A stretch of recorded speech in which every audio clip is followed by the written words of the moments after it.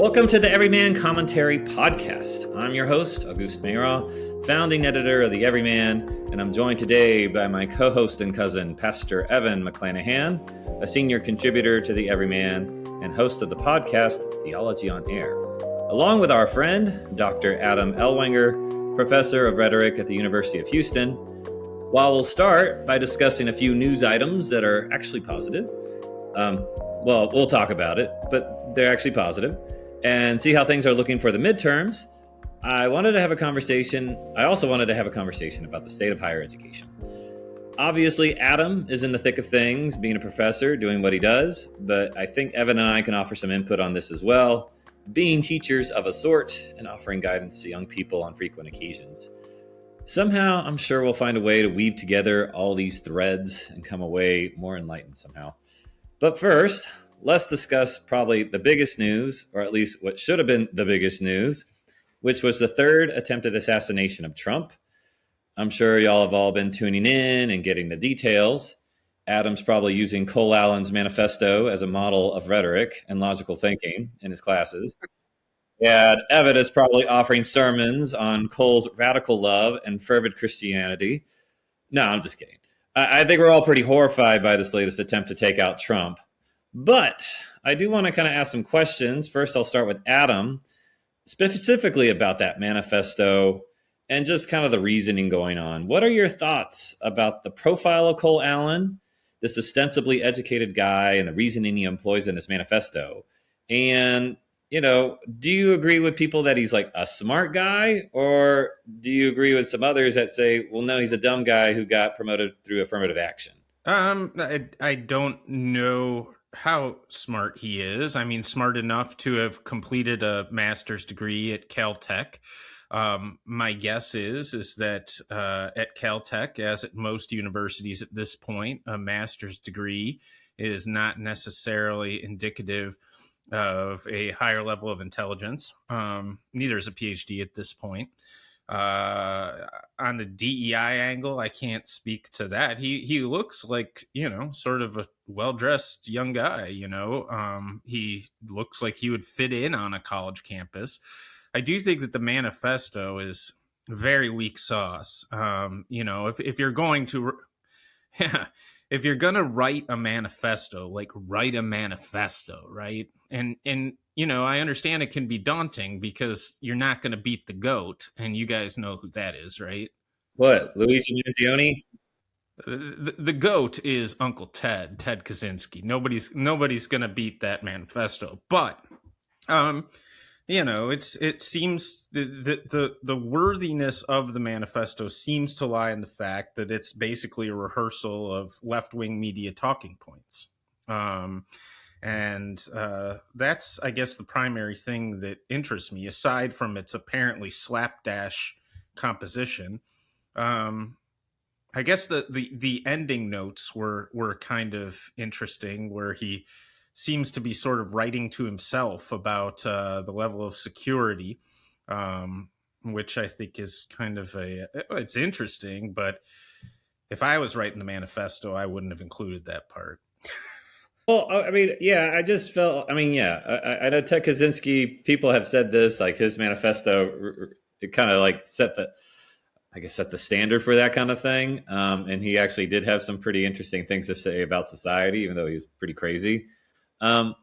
This one reminded me of Luigi Mangione's kind of letter or manifesto. Like, it would just seem very basic, very slogany from leftist sources. And this is what makes me second guess this guy's education.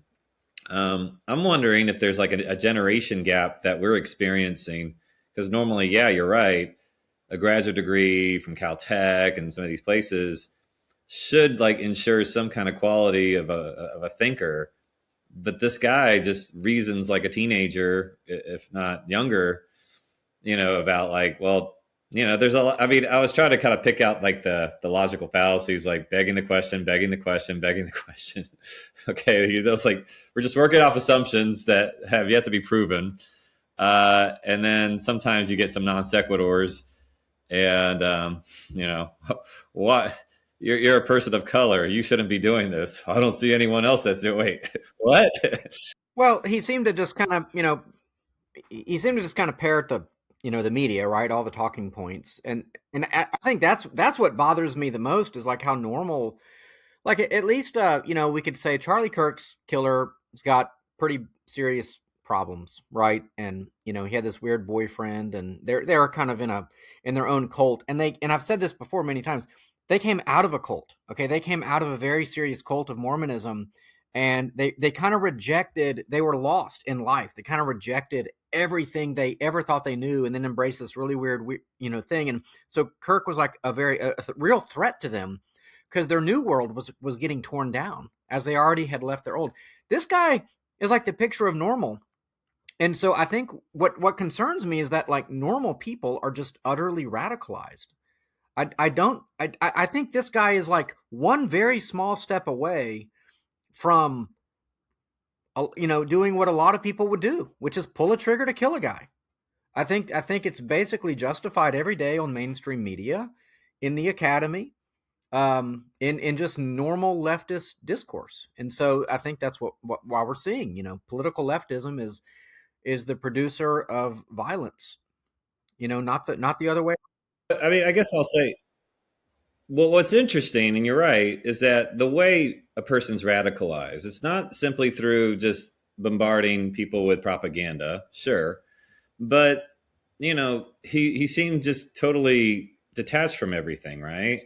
So to get a person in a state of like radical activity, it's not enough just to kind of do the repeat messaging. It's like the dude didn't seem to have any kind of friends or girlfriend or wife or kids, or even like steady employment. He just, well, I mean, he had games. I think he was just a gamer, and just online all the time.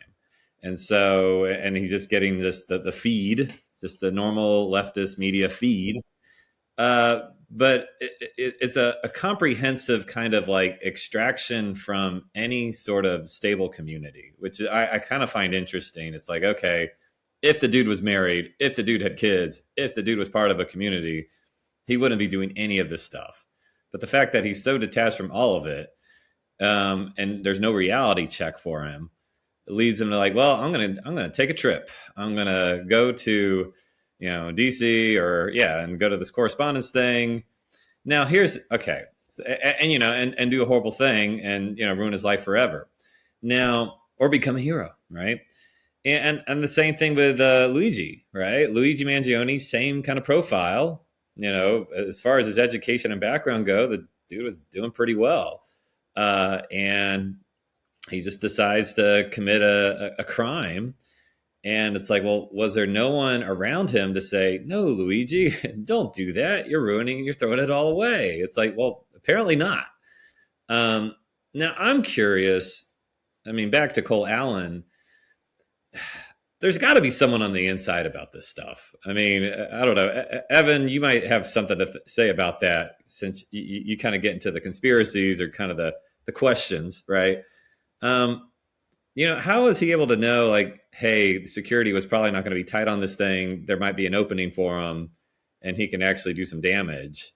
Like, or is he just like, it's just he got lucky? I don't know. Well, that to me is that's the thing, is I don't find it surprising that he knew there were weaknesses in security. We've seen it, right? Like, what that's one of the effects of like the trillion errors in Butler is just like, oh, this is not your grandfather's Secret Service, right? And a lot of that has to do with just the death of competence. These aren't competent people anymore. But on the Crooks thing,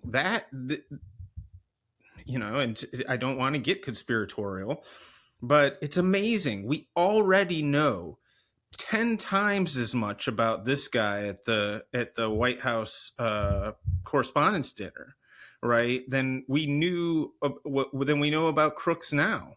Which to me, the only explanation I can understand is that there is a lot more to that. I have some ideas about what that is, some theories, but We don't know what we don't know. What about Thomas Brooks? Yeah.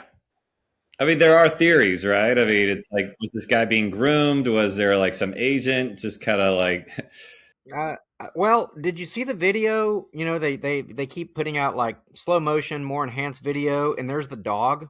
Okay, the dog follows this guy into the room, and the handler of the dog is like, "No, no, it's fine. Come on, it's fine. He's fine. No problem." You know, and it's like only the dog knew. You know, if we only listened to the dog was like, "There's something wrong with this guy." You know, um, it seems likely that somebody knows something and information's getting out. It doesn't surprise me at all. Honestly, it feels like we're living through like Fight Club in many ways, right? Where you've got, you know, you remember the part in Fight Club where it grows and it grows and it grows to the point where, like, I think Ed Norton goes to a restaurant and his waiter has a black eye or something, and it's like, you know, a wink wink. You know, it kind of starts to feel like that, where like the radicals are on the inside.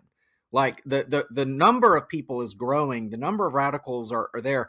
And it's just like nothing. It would be like nothing for some lowly person who has a little bit of information to spread information to and to get people out there. It's not conspiratorial at all at this point. I mean, if you understand, like I don't think Sirhan killed RFK either. Okay. Like, I think it was a brainwashed situation. There was a brainwashing situation.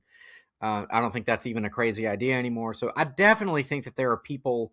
I mean, what are the odds that Thomas Crooks and the other guy were both in BlackRock commercials? What are the odds?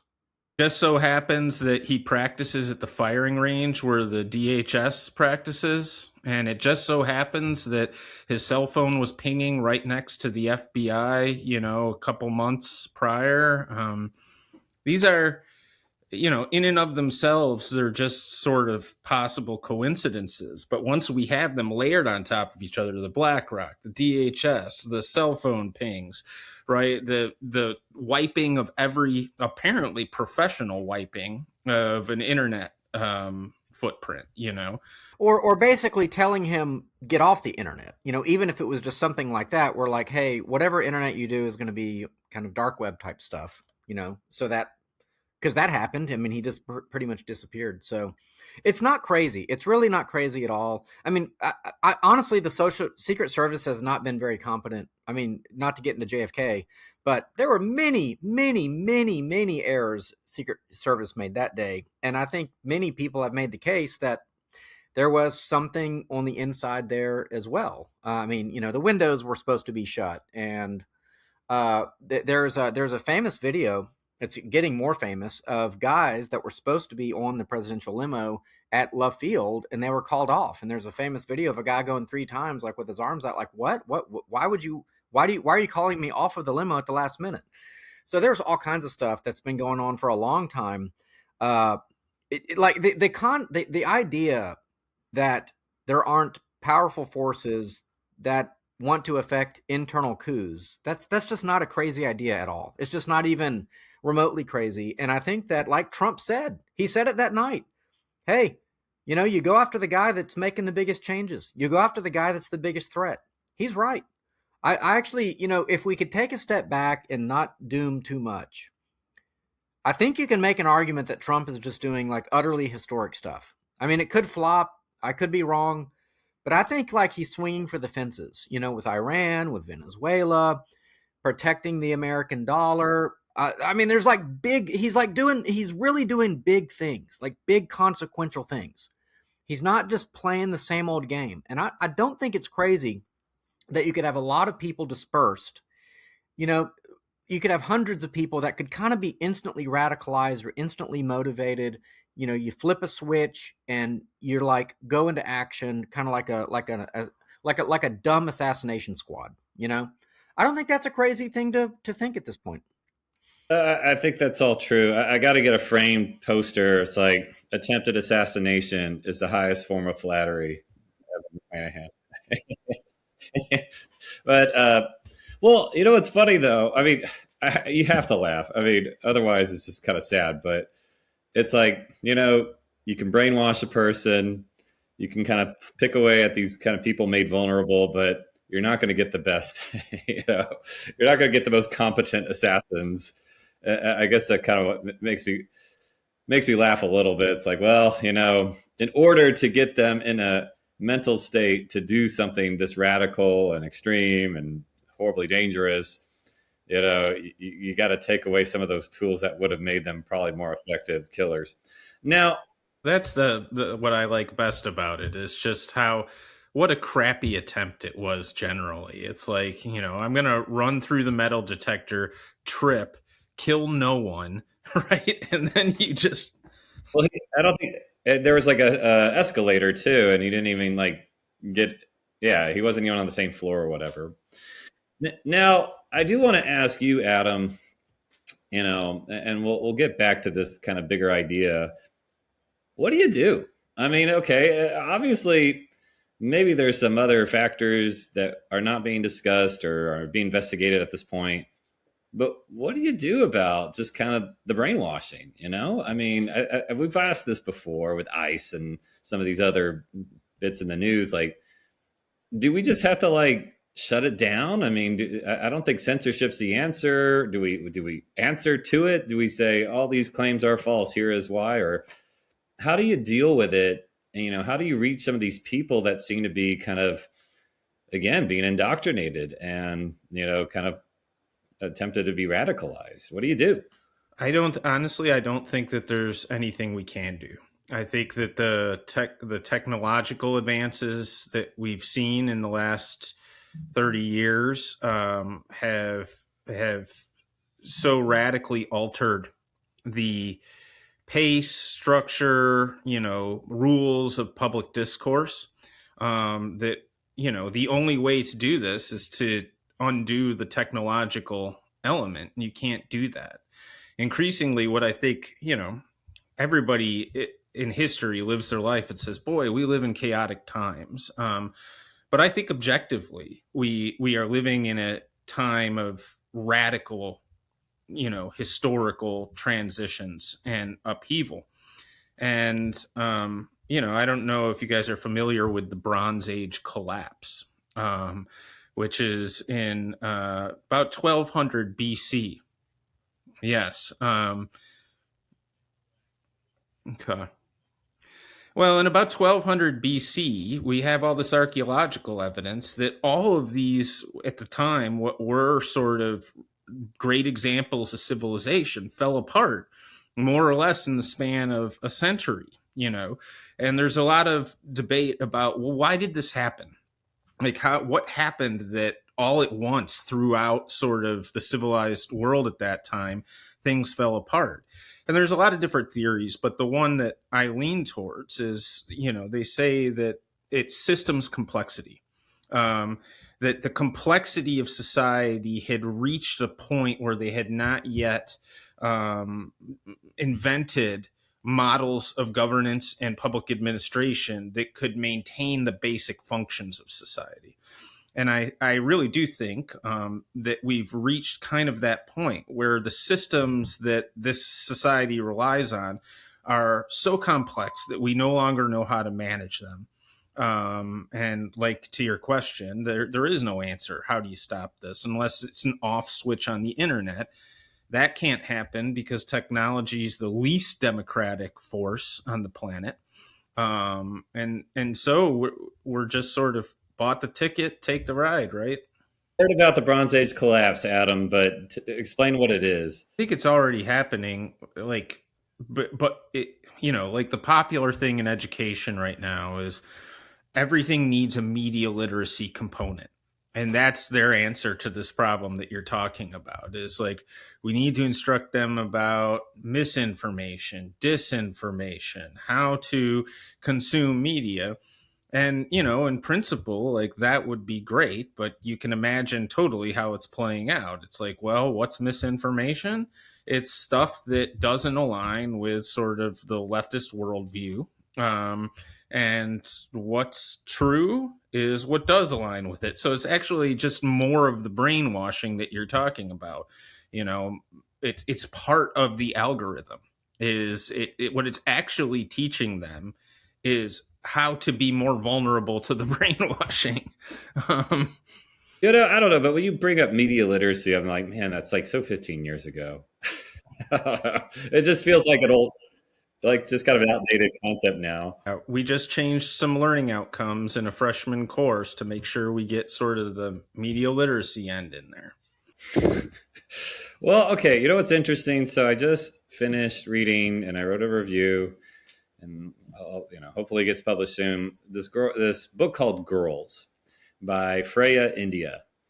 And this is a Gen Z woman, mid-20s. Yeah, fabulous writer. I'm pretty envious that she can put together a book and it's very well documented. And she basically explains how social media and the internet have made Gen Z girls and women just the saddest, most vulnerable, most brainwashed generation of women like ever.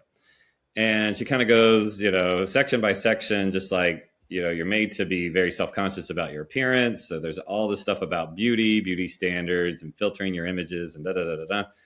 And I mean, all of it's meant to sell products, right? So you're made to feel insecure so that like a big company can sell you products, or you're made to like feel like you're not doing enough politically, all right? So you got to like do the virtue signaling stuff and post the black squares.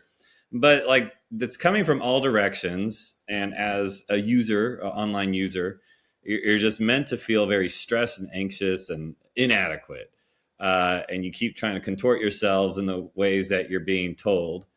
And you kind of lose your sense of self. You lose your, moral compass even. And, but I mean, this is to what you're saying, Adam. It's like, okay, the problem with the internet, it's a large one. And I guess my only quip about the book is I praise it in my review and I think it's great. And I think everybody should read it who, has daughters or works with young women or girls and, or just women in general. Just everybody should read it. I think it's going to be a big book, just very popular. But I think my only quip was like, so what should we do? And so I'm wondering, is it possible? Okay, yeah, we can't shut down the internet. I mean, I would have liked if Trump kind of got rid of TikTok, but whatever. I mean, is there a way to kind of get some collective discipline about this stuff? I mean, households obviously can limit how much people go online and they're kids, right? I mean, is that a plausible solution? Just saying, look, we already have schools banning the cell phones because that was obviously kind of bad. So at least there's that bit of time where kids are really not doing that. And so they're finally kind of growing up somewhat naturally. But maybe like, let's keep going. Like, let's set the age limits for social media. So you're not introduced to this content before you're ready, or even on the college level or at the K through 12 levels. Like, is there a way we can maybe educate kids and young people and college students and grad students? Like, is there a way to maybe like kind of protect them to saying, look, this stuff is addictive. This stuff is just trying to sell crap to you. It's collecting your data. I mean, there's that other aspect too. These places collect your data, and that's why they're so effective at being addictive and, giving you the right product and, all that. Well, what if the government's collecting your data and using that to manipulate you? Like if you're Cole Allen, maybe a potential assassin or whatever. So I don't know. I mean, is there a way we can maybe implement certain kinds of reforms? Have you guys seen Death by Lightning? It's on Netflix. It's about the assassination of James Garfield. It's actually quite good, and yeah, it's worth watching if you still are a heretic and you have Netflix, which is $20 a month now. But yeah. But anyway, it is quite good. I didn't really know anything about James Garfield or the assassination, and who Charles Guiteau was and all that. So I actually kind of have a negative view. I don't know that you can ever really do anything to stop this sort of violence. There's always going to be someone who will find a way. So I don't know that technology. I mean, I guess I'm going to just go ahead and drop the. We need worldview change. We need to basically make leftism unthinkable. We need a dramatic change in patriotism, and I think to achieve that, we have to just root and branch rethink education. We are propagandizing children and making them dumb at the same time through our public schools. Now, Auguste is out there doing yeoman's work, doing the opposite. He's enlightening children, and he's I know. Well, I mean, you guys are both out there doing yeoman's work in a very lonely field, I'm sure. But the fact is, we just have to teach children to love their country, the greatness of America. I mean, I think Trump is trying to do some things, but we have to not breed so many people who think that killing a Trump figure is a solution to a problem. I mean, that'll at least. But wait a minute, Evan. Wait a minute, Evan. This falls on you too, because this guy cites his Christian faith to go and kill the president. Yeah, he said he's a rapist, a pedophile, a genocidal monster. I had to do this. That's what the gospel commands me to do. I'm fighting evil. I mean, churches have a role here too, Evan. Apparently, it's like I can be Christian and I can just, murder old guys in the White House. You're not wrong. And so I actually, and like in all seriousness, have thought that like conservative Lutheran bodies should sue the Evangelical Lutheran Church in America, which is the church I grew up in, which is now very liberal, which I left, 15 years ago. And all these other, like the Presbyterian Church United States of America, all these other, like liberal bodies, like they shouldn't get to claim the name. I mean, I think there's a really, I mean, I'm not even kidding, like a legal argument that you don't get to call yourself Lutheran if you reject core tenets of Lutheranism, which are core tenets of Christianity. I actually had a debate on a podcast called the Heretic Happy Hour, and it was about whether leftism and Christianity are compatible. And so if you want to have some fun, you can go listen to that. Because yeah, it's basically about this very issue. Is it about James Tallarico, Evan? It was. They actually responded to some things that I said, and so brother, don't go there, brother. Yeah, but I mean, I think at some point, like we have to start really driving clear wedges about like what's allowed. And I know when I say that, it sounds like I'm limiting people's speech or I'm some kind of fascist or dictator. But I'm like, I'll go back to our public schools though. Yes, I agree, churches too, but like our public schools have to have a clear message about like, America is a great country. This is why. This is what we fought for. These are our values. We're a Christian country. Christian privilege, as I like to say. So, but I'll say this too. I don't know why ABC has never really. I mean, after what what's his name, the late night guy? Oh, Kimmel. Yeah, Kimmel. Yeah, so Kimmel was taken off the air for like 4 days, and and Melania called for something to be done after this last joke that he made that was in poor taste about her being an expectant widow or something. Like ABC, NBC, those are public airwaves. Okay, it's a privilege that they have access to them, and I really think that we need to use that leverage and say you don't get to have 99% negative coverage of the current president and keep your license for at least make it cost money. Make there be a cost to it. So I think we need to start really exerting like real pressure. And you're going to be called a fascist anyway. Trump is like the nicest guy, and he's called a Nazi anyway.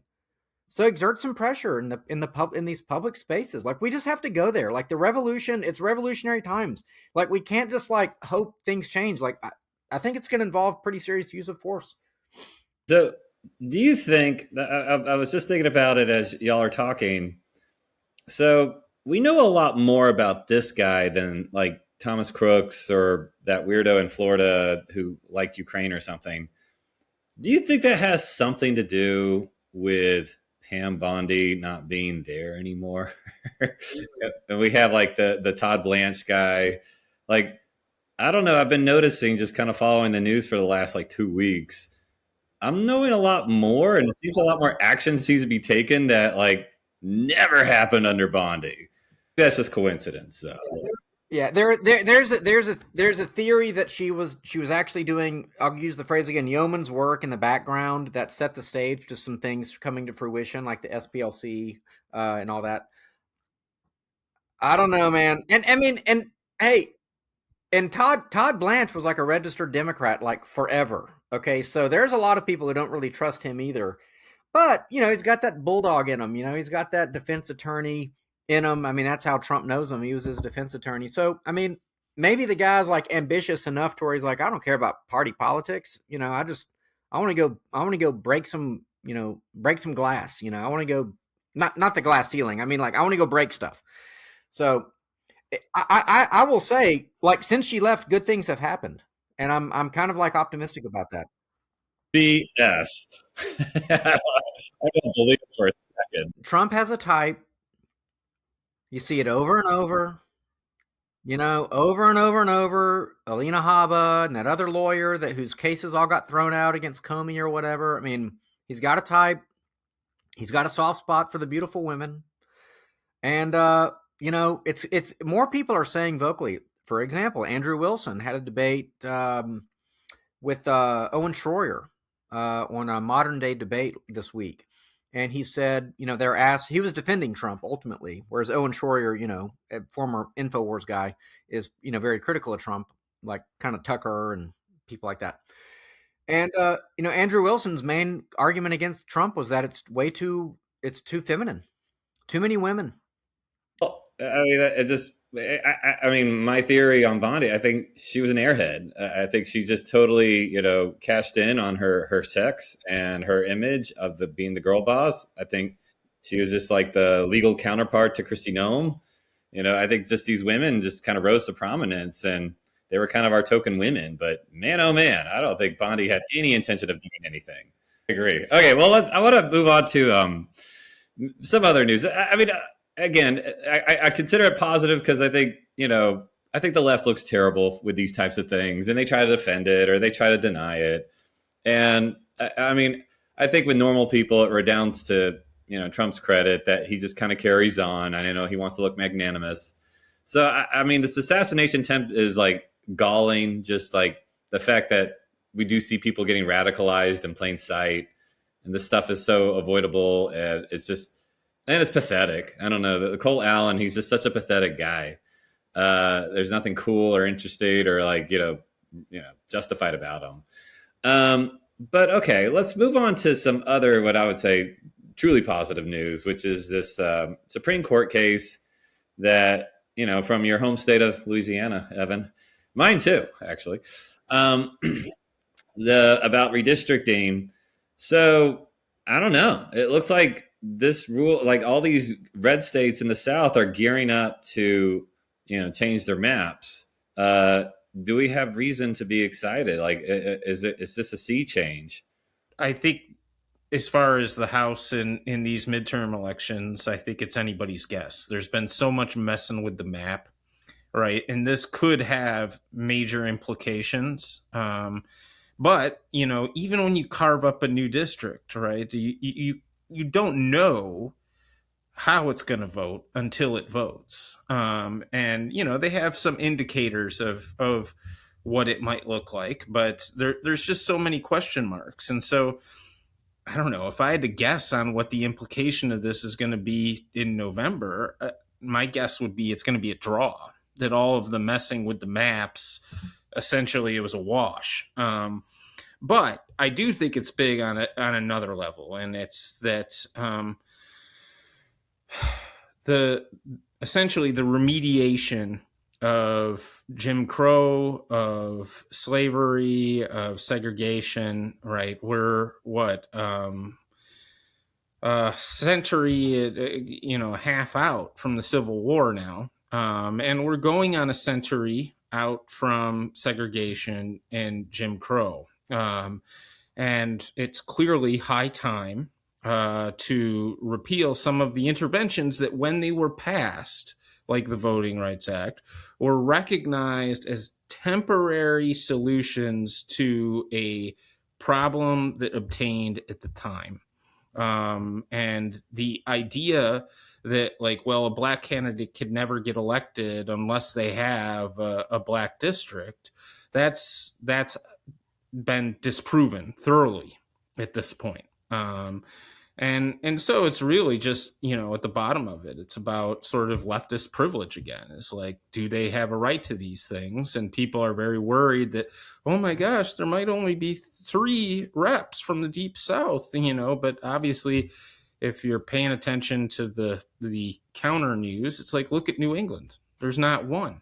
And there's in New Hampshire, I think the stat I saw is that 48% of the electorate are GOP. There's not a single House seat, right, that is dedicated towards the GOP. And, and a sub story of this is, Barack Obama characteristically condemning people who want to gerrymander on the right and then actively, advocating, doing whatever he can to facilitate the same response. Virginia just basically handed over their entire state to the left as a temporary responsive measure to what's happening in states like Texas. I don't know. It's up for grabs. I think the theory that the Civil Rights Act or era was a second declaration or constitution, really probably more constitution of the United. I think that's the correct read on that. That basically the sorts of things, the sort of rights that were enshrined in the Bill of Rights were very much threatened or even revoked by civil rights legislation, which is based on a cultural Marxist framework, right, of creating equality and equity, etc. So the court now is kind of peeling that back. They peeled back affirmative action. They're peeling back the Voting Rights Act, and I'm going to put a positive spin on this, though. I'm going to try to put a positive spin on this. I mean, other than just the fact that conservatives probably will get some more House seats out of the deal, which is that I actually think it could be really good for race relations. I think that the balkanization of black districts, black caucuses, black areas, black candidates rooted only in black identity can't be good for a country. And I think that when, even if that sort of thing is not known, I think it just infects the body politic. And I think that what we need is the end of balkanization as much as possible, that certainly people like Barack Obama, pushed up to 11. And I think this could have that kind of effect. When I was growing up in the South, yeah, there was racism, but I mean, pretty much everyone got along. And I think by and large, they still do get along. But this sort of thing, this is the sort of thing when people find out about, it's real resentment. They really don't like this. They feel like it's unfair. A lot of people in America feel like the game is rigged against them. It's not fair. So ending this, I think, in a decade or two, I think we won't maybe be able to put a number on it exactly, but I actually think it'll be good for race relations. We'll kind of have to compete against one another, which in the end will bring us closer together, more than this kind of balkanization, which gives groups unearned privilege, which other people inevitably are going to resent. We're past the time where we can take some of these fingers off the scale that were in response to misguided policy from a century ago. How big a difference is it going to make? I mean, you're right, Adam. Actually, I do think it's kind of interesting that we talk about this as if it's just like, inanimate pieces on a game board or something. Like, oh yeah, that's a red district, that's a blue district. It's like, well, I mean, they're people. They could vote blue if they, or they could vote, Democrat or Republican. Well, look at Virginia. Look at Virginia. Okay, the Democrats voted for the white women, and the Republicans voted for the black women. So, I mean, the whole color-based thing to begin with is faulty. It's about candidates, and so yeah. But go ahead. I interrupted. Well, something I always like to say or remind people is that the black identity is it's an artificial. Okay. Like if you learn about people in the Harlem Renaissance, like these poets and writers like Langston Hughes or something, a lot of times they were told, okay, we're trying to create a community based on just our race, just our Black Americans. And so we're going to try to create, cultural pieces to kind of create this illusion of a community. Because before this, Blacks would just identify by their area, their region, right? So Langston Hughes was going to write about living in Missouri and just kind of life in Missouri. And like, no. You're not Missourian or whatever. You are now part of the Black community. And so we've been working off of this kind of truly artificial construct that was brought together by people like, W.E.B. Du Bois, who was really just trying to like create a community ex nihilo, just based on race. And I think the the cracks start showing. As Adam is saying, 100 years or 150 years after the Civil War, it's like this whole idea of a Black identity, that somehow just kind of gets communicated through someone's race and melanin, count. It just seems very antiquated. Okay. Especially in a more diverse America now. Like I remember when I was in college, we were having discussions about, race, and it was always framed as a black-white issue, and blacks were minorities and whites were majority. And it's like, how do you create like a social harmony? And to me, it just struck me, as a millennial, as a person in college in the early 2000s, I listened to this, like, what about like all the immigrants, like we're in Texas, they're Hispanics. And that's kind of the culture I'm more familiar with now, because I went to school with, people from Mexico or Central America. And now, I teach in an area where there's a lot of Indians now, Indian Americans. So to me, it's just kind of weird to cling to these minority rights. I mean, that's what Barack Obama said in his statement about this. It's like, this is a huge blow to minority group rights. And I read like, wait, what are group rights? No one has group rights. Okay. We have individual rights. That's how the Constitution works, dude. And so, no, I mean, I think, so I agree with y'all. I'll take this as an optimistic turn. Like, okay, we're kind of moving away from this framework of black and white and group rights and, just kind of like this artificial community that must be catered to. It's like, no, your identity should be kind of based where you are and based on values more so than your race. Because, the black experience today is super varied than it used to be maybe when they were emancipated or when they're kind of all laboring under Jim Crow or something. Okay, well, that's good. I wanted to ask, did y'all have any thoughts about, I mean, it's kind of interesting, the SPLC investigation, and there's an Act Blue investigation too now. Like, do you think that's going to make a difference in the midterm? I think it might. It might, right? Do y'all know much about it? I can't say, whether it'll have an effect in the midterms, and I am in a bubble in the sense that I'm at the university, but there are still many people that I work with who see the SPLC's reputation as impeccable, that they are the standard for sort of social justice work, for their motives are pure, their efforts are good. And, I really do think, and this goes back to your talk about sort of the brainwashing of the algorithm. I'm not sure that there's anything that could come out about the SPLC that would make sort of a devout progressive say, wow, that's really bad, right? It really doesn't matter. I think that, whatever it was, right, would be justified. And we already see it. The reaction to this is, oh, this is lawfare, right? Trump's just punishing enemies. They couldn't have been doing anything wrong. But the facts are there, right? Or they were what's the line they used, that they were these were just informants. They were just paying informants. They're informants, yeah. Gosh, I gotta get on that gravy train, man.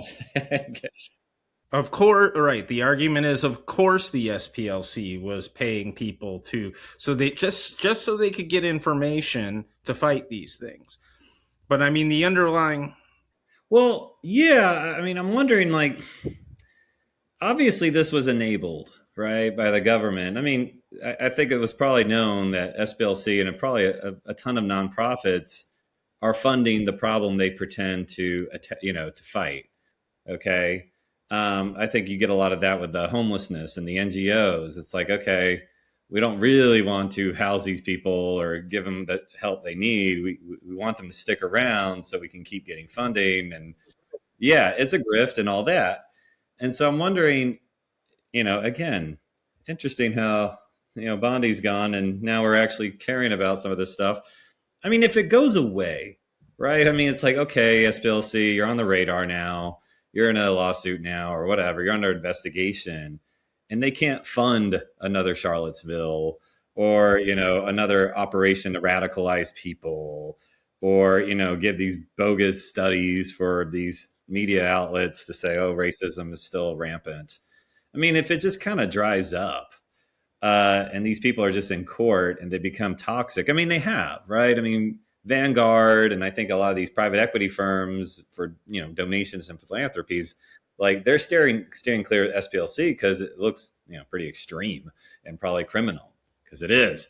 But I mean, I guess I think it'll look. We look back on times like the 90s or the 80s, and we're like, race relations were better then than they are now. But again, the animosity and hostility and the clashes between races, or the systemic racism stuff, a lot of that seems fabricated by places like the SPLC.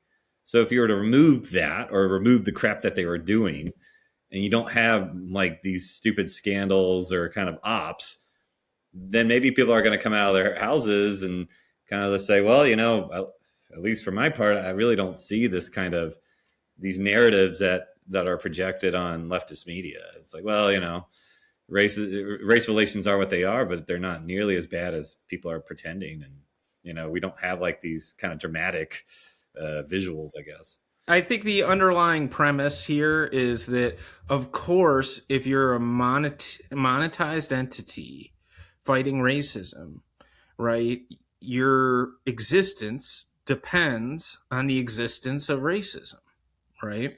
And so everybody's saying this. It's like, the demand exceeds the supply. And so you've got to manufacture some racism, right? Just for the good of the organization. That logic seems obvious. But, like I'm saying, I don't think that there's anything that could convince anybody of any wrongdoing who doesn't want to see it. I think the meta picture is like, is America a racist country? I mean, I think this kind of, doesn't it pretty much disprove that? I mean, like, they had to manufacture Charlottesville, they had to manufacture all these other things. They have to pay Klansmen to see. The thing is, they weren't just paying a guy to inform; they were paying a guy to go round up a posse of people. Okay, you don't pay a guy hundreds of thousands of dollars to inform. You're paying for an op. You're paying for a whole op, an off-book op. Okay, so these are the foot soldiers of the mob, which is what leftist government is. It's just a mob. It's just a mafia. It's just organized crime. And these are foot soldiers, and these are just shell companies that they organize the mob through in an official way. So when pallets show up to riots, pallets of bricks show up, when gear shows up, when you need to manufacture votes, these are just foot soldiers. They're foot soldiers in a cultural war. So I hope they do go down. I'm probably a little pessimistic. I think they got like $1 billion endowment. They're going to be able to fight this a long time, but that's what they are. I think there's no question. They're not honest brokers, and they did put a target on Charlie Kirk's back. They put a target on a lot of good Christians' backs for basically opposing homosexuality, for example. It wasn't just about race at all. The purpose of a system is what it does, right? And if it's destroying, if these policies are destroying America, that's because they want to destroy it, right? And that's why we can't just stop destroying it, because there are a not insignificant group of people where that is the point. And that's the fact that is hindering the administration in doing some of what it wants to do. Is the Somali thing in Minnesota is a perfect example. It's like nobody's actually defending it. Nobody's saying, yes, this is the right thing to do. We need to be giving that, except Tim Walz. But what does he know, right? But even the leftist media won't say, yeah, this is the way it's supposed to work. But they don't want it to end. What does that tell you? They know that it's damaging. They know that it's wrong, but it's useful. And so it must continue.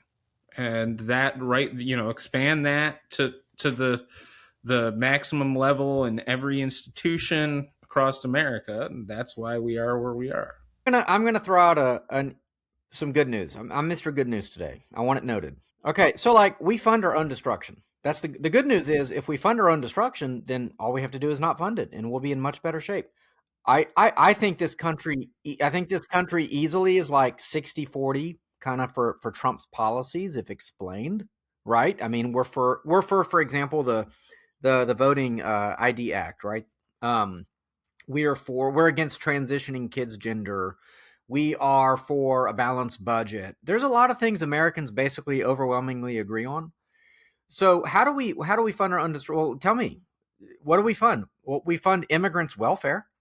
People come over to this country and live off the dole. They make more money than working people for doing nothing. Not exaggerating at all, right?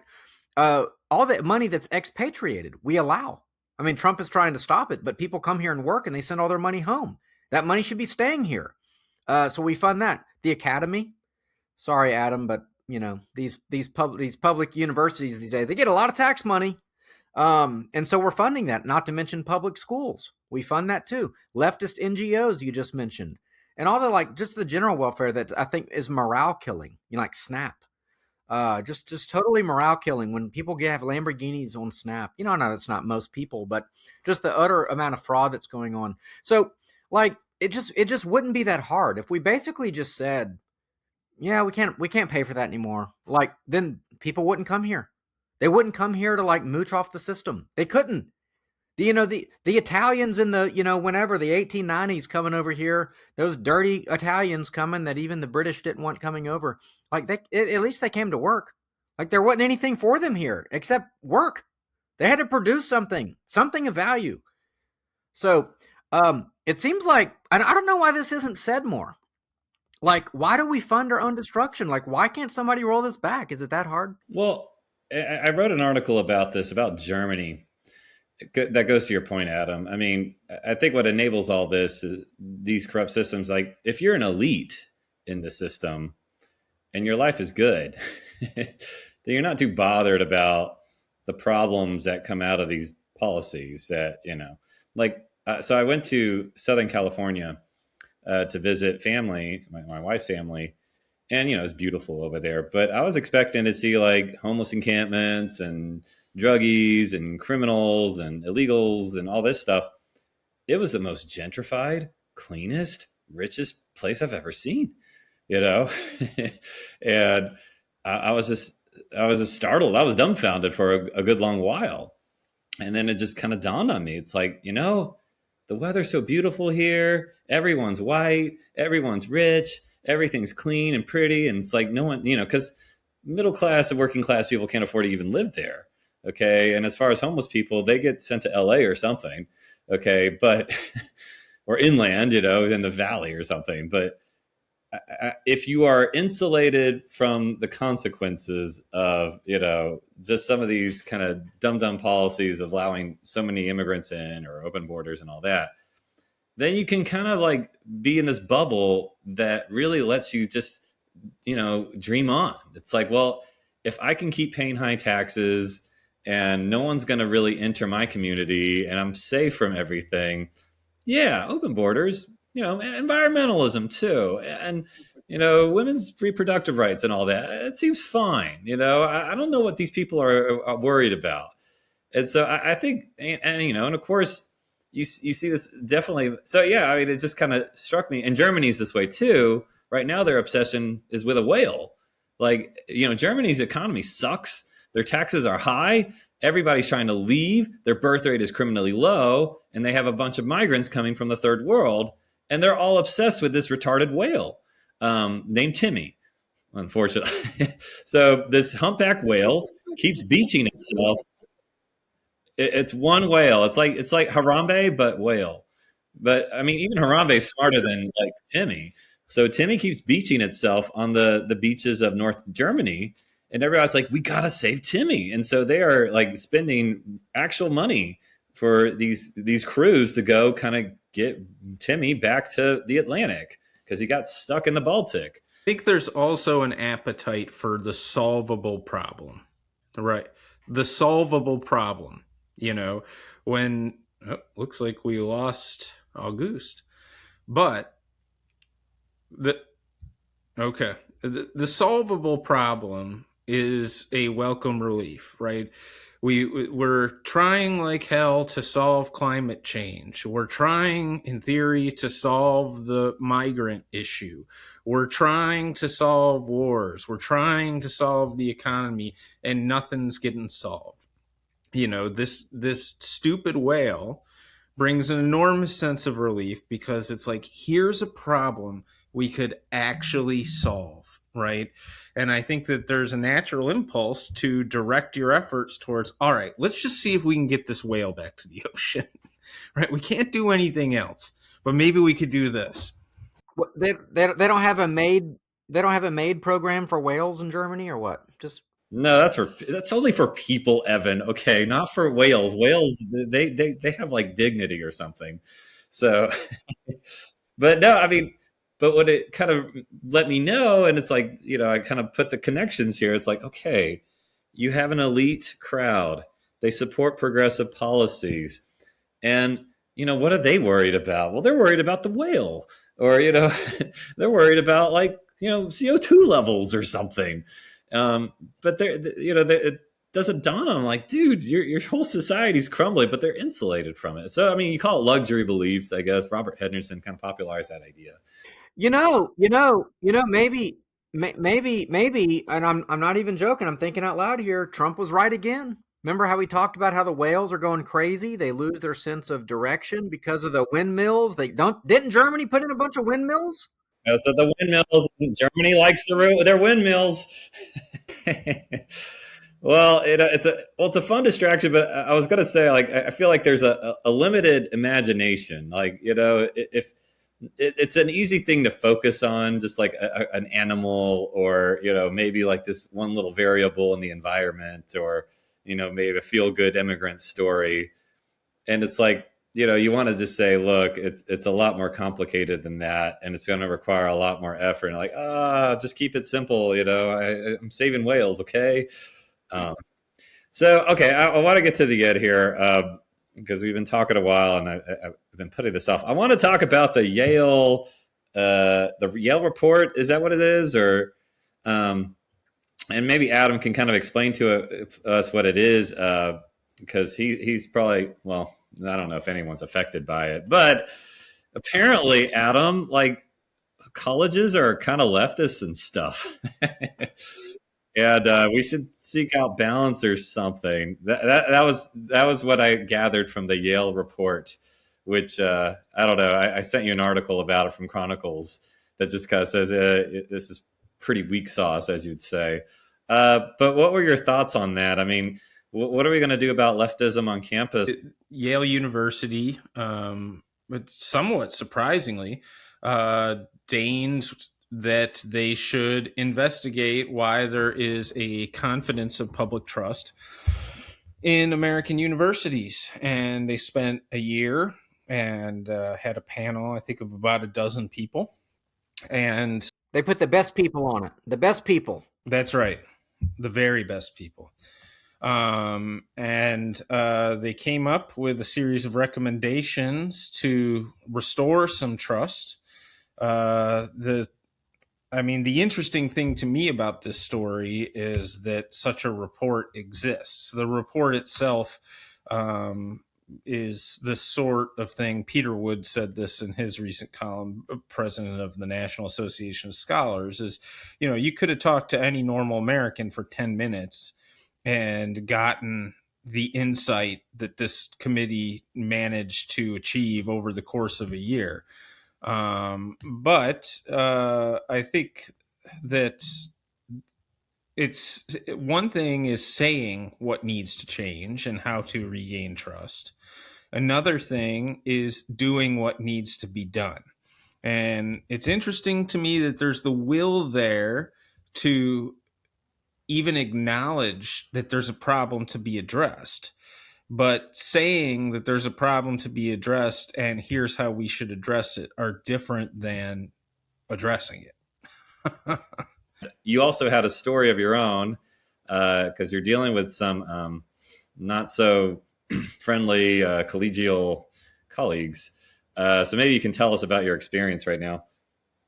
I guess to put it in a nutshell, to boil it down to its bare bones, I was informed early in this semester by a former student that a colleague of mine in class, when I had come up, my name came up, and the colleague had launched into I guess, kind of a hysteric fit, at the mention of my name, and said apparently that I hate immigrants, that I'm crazy in faculty meetings, that I am a hot mess.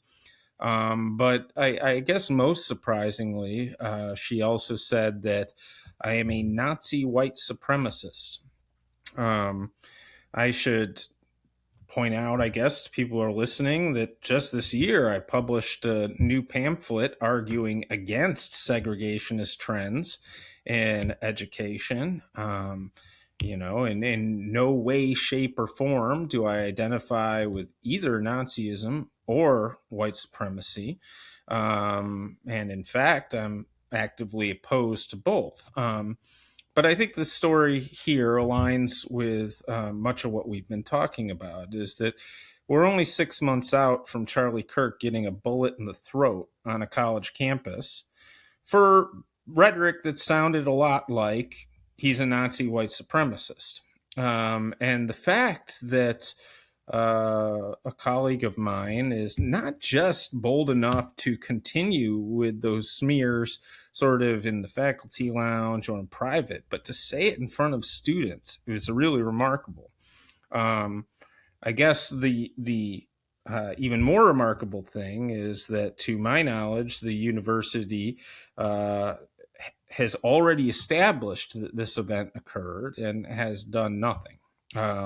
So I guess my first point would be, like, that's, I think, a egregious violation that calls for discipline on its face. And the university chose not to act on its own. So I had to file a complaint in order to try to get some redress. And last week, that complaint was dismissed, for a variety of backwards and convoluted reasons.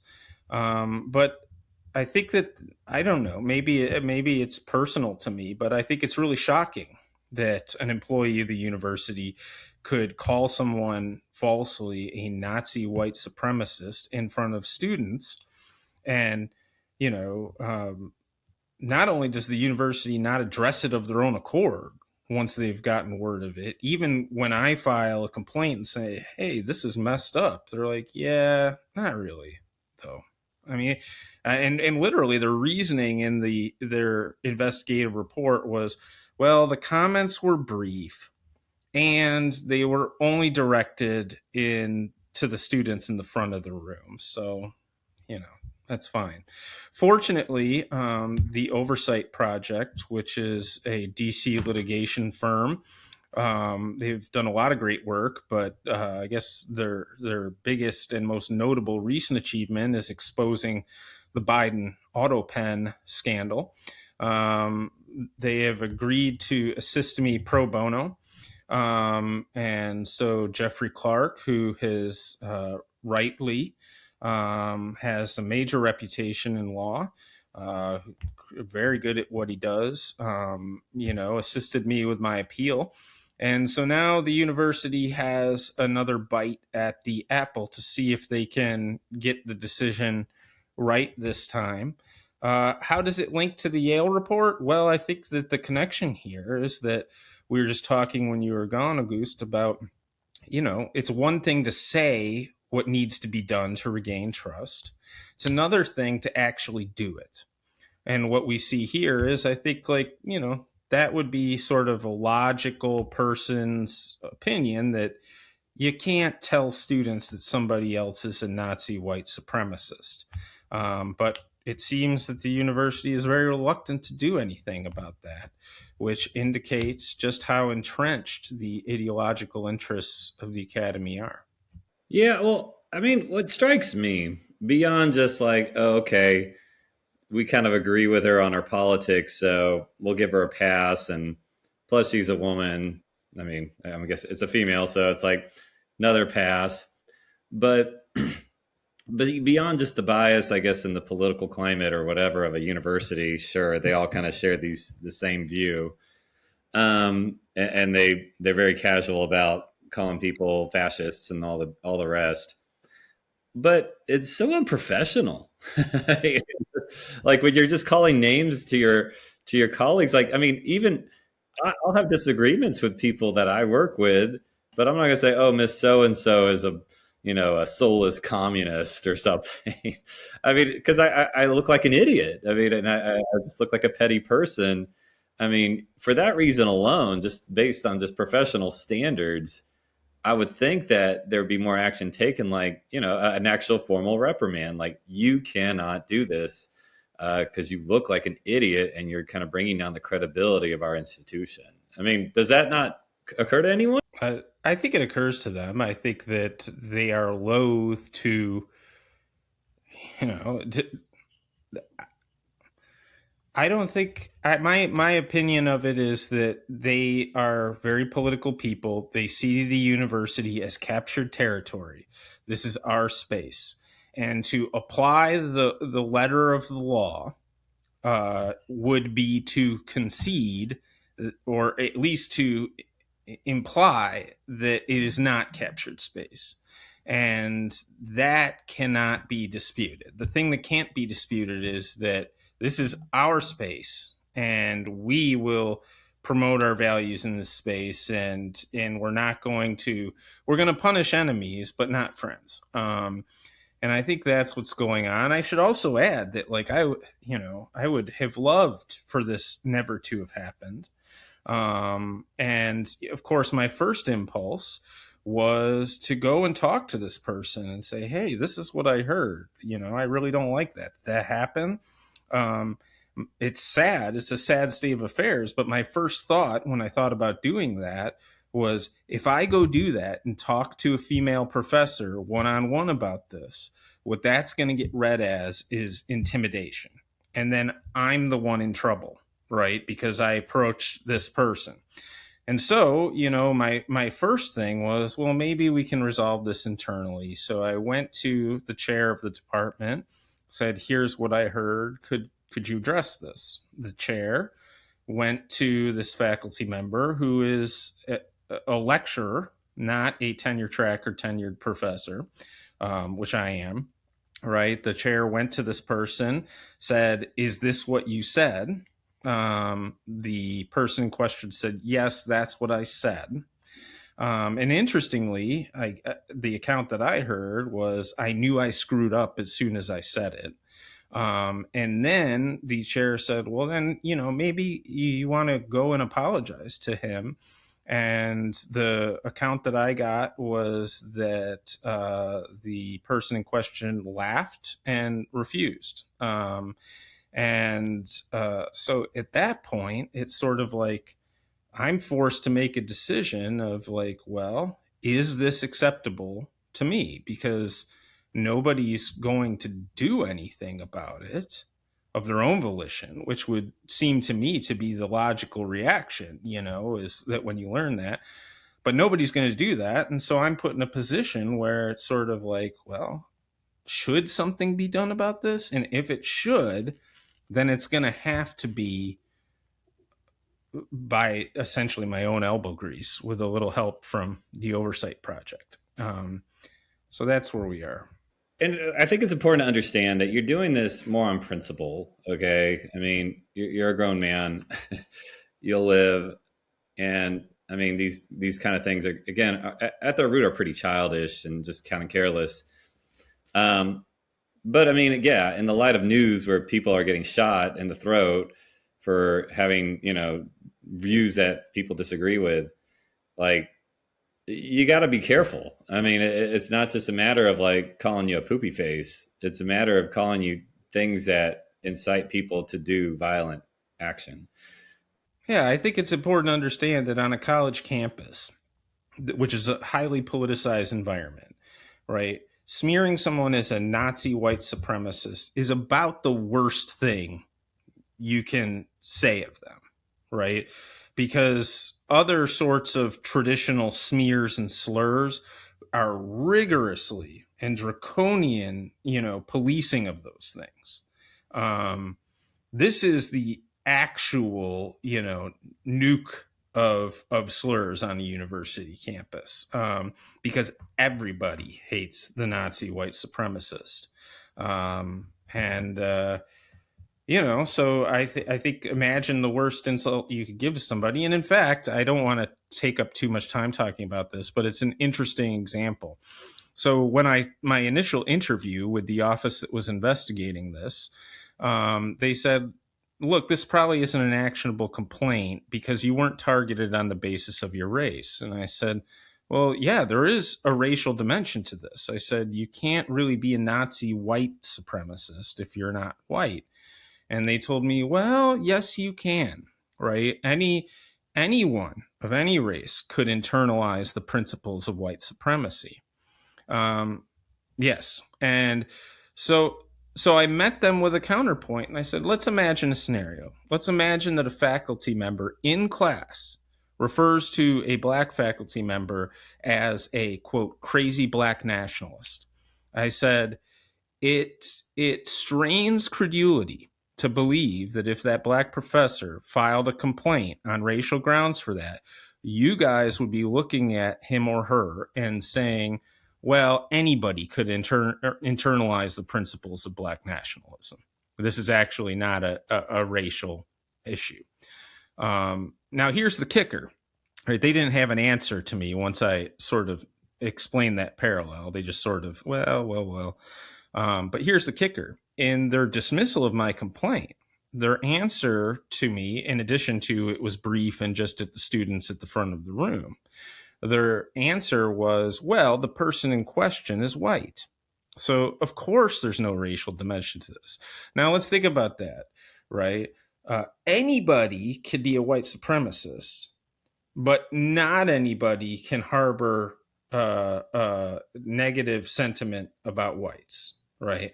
So we've got a classic double standard. It's heads I win, tails you lose. And it's that way, sadly, by design. This is the purpose of a system is what it does. Evan, did you have something you were going to say? Or Well, I'll just say it's like the civil rights conversation earlier. When we talk about the civil rights moment being a second founding of the country, this is what we're talking about. It's a difference. It's basically a difference in living in objective reality versus reality based on certain perceived privileges or even actual privileges. So that's what you're up against. You can't really win. Thank God you have tenure, because you would have no shot. I think. I mean, not you personally. It's not like a dig at you. I'm just saying no one would have a chance in this environment if you didn't have the protection of tenure. I think. I mean, I think that in the long run, what is happening is a kind of natural market reaction. In other words, what the Yale paper is about is figuring out, well, why don't people like us anymore? And so it's a natural market reaction to the leftism, to the expense, and to the lower value of a college degree. And so I think the market's going to correct this. I think there are going to be incredible alternatives to college. My own children, my daughter's going to turn 17 actually in a few days. She'll have her college degree. She'll have an accredited bachelor's degree, okay? Because we homeschool. We didn't do high school. She just did college courses. She'll have a bachelor's degree credited in about a month, okay? So you can hack the system. It can totally be hackable for very cheap. Now, is it an elite degree? No, but not everyone needs an elite degree. And if you can buy yourself 4 years of your life and $50,000 or $100,000 back, then people can do it. I think more and more people are going to figure out community colleges, no college, trade schools, online options. I think these colleges are actually in quite a bit of trouble. Now, Yale and Harvard have endowments up to the hilt, but like my school, okay, a Division III school with less than 1,000 students, Centenary College of Louisiana, those schools are struggling. They are really struggling big time. And they don't have big endowments. They have some money in the bank, but it's going to go quick. Or quickly. I think they taught me how to say that in English class. So I say bring it on. I mean, when it comes to colleges, I mean, I hope Adam always has a job, but I am an accelerationist on the college demise. I really think it can't happen soon enough. Uh, and I mean, because again, big picture, we lost the Cold War, right? We think we won the Cold War. No, they just infiltrated our academy, and it's filtered down. Every bad idea has been filtering down since the Cold War was at its peak. Ever since then, so I think that's the big picture, and that's what we're up against. I agree with you, Evan. I feel like there's a lot of change going on. As Adam said way earlier, like, we're at a point in our, social development as a society where a lot of complexity is being introduced into the system, and the structures we have in place aren't really ready to adapt to it. I think colleges are very much stuck in their ways. And it just shocks me that this is the hill that they're going to die on.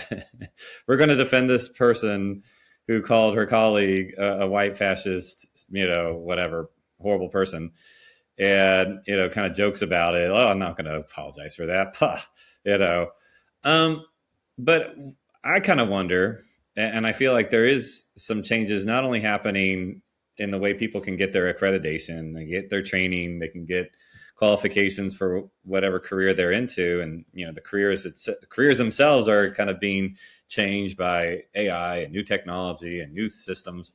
But I wonder if, like, the Generation Z who are going to college now, like, if I had a professor, or they see a professor just talking this way and just kind of being so flippant and, well, what would you say, fatuous? Okay, just like, oh, it's the leftist professor. She's doing her leftist thing. She's dissing her colleague who's not leftist like her. I'm paying thousands of dollars for this. And almost laugh. I mean, I don't know. It just, surely they see it, right? Well, that's the really sad part. The students are the victims. Like, the students are the real victims, because there are people in that classroom who have points of view that do not align with the professor's points of view. And this is the way that they signal to students, look, in here, you're going to be on the right side of history. And that means being on the right side of me. And what that does, of course, is it just bankrupt the potential for learning, the potential for, meaningful dialogue, all the rest of it. That's really like, the real hurt here is the lost opportunity and the silencing of many students. Yeah, no, I think, well, there's something to be said about the opening of the internet too, right? I mean, I think the Biden censorship and kind of like the efforts to kind of really choke debates on platforms like Twitter and Facebook and all these other places, it took its toll. Like, it really did warp people's understanding of the world. And when you take that away, it all comes crashing. I mean, again, you almost got to like mark it by the year when kids can start questioning things, when they start having access to kind of alternative media. Because if you go to places outside of America, like in Western Europe, Eastern Asia, or, Canada, they're still in the dark, man. And so I think when you can really puncture the propaganda and just kind of start providing alternative views, the whole system, it starts to crumble, and you start having, I mean, I don't know if they're exactly based, the Gen Z. I think there's more just confusion than anything. But, I mean, I don't know. I mean, we started with talking about this Cole Allen guy who got radicalized by his internet feed. And I don't know if that kind of radicalization, I don't know if the integrity of the propaganda is going to, stay the way it is. I think it's just subject to a lot of, different pressures and attacks that undermine its credibility and its effectiveness. But I would also add, okay, I think, the way to, Evan says leftism is a cult. I actually wrote something about this. It's like, well, you're not really arguing, right? Like, people have leftist views more just because, like, it kind of goes under the subconscious level kind of thing. And I kind of use like Greek mystery cults to explain this idea. It's like, well, they just kind of, I don't know, read Rene Girard. He kind of talks about some of this stuff. But I think we got to make the person whole again, right? So it's not only just like switching their information outlets, but also kind of like getting them back into, like Adam said, touch some grass. I mean, reconnecting them with society, reintroducing like, hey, these are friendships, these are relationships, this is family, these are very human things. And so, I think that's the way you get them back into, a rational way of operating, instead of this kind of just sloganeering radicalism. So you got to work on the whole person, not just their mind. Redirection towards the ultimate values, right? Towards where you derive your value from where others derive their value from. And if it's clicks or if it's successfully killing a president, right? Like that's going to lead to chaos. The ultimate sources of value, are higher than that and would inoculate people to that kind of thinking. But we're not there. I'll try to be optimistic again. Let me just tell a quick story, okay? So we have fun with this because my kids are taking these online college classes and they're actually, they have all this drivel. So one day my son is like, Helen Keller, she's a commie. I'm like, what? What are you talking about? Helen Keller is the most brave woman who has ever left. So I went down a rabbit hole and I was like, golly, actually, she probably wasn't a commie, but her handlers were. She never wrote any of that political crap. I never heard that before. So if you think it's a thing online, Evan, the Helen Keller thing. I know. Well, that's my point, which is that so if you think of the left like a cult, okay, think of what the internet did to Mormonism. The internet has destroyed Mormonism. Okay, Mormonism is being destroyed, but it is changing radically. Radically. People are leaving it in droves. Utah's going to be a blue state before you know it. Okay, mark my words.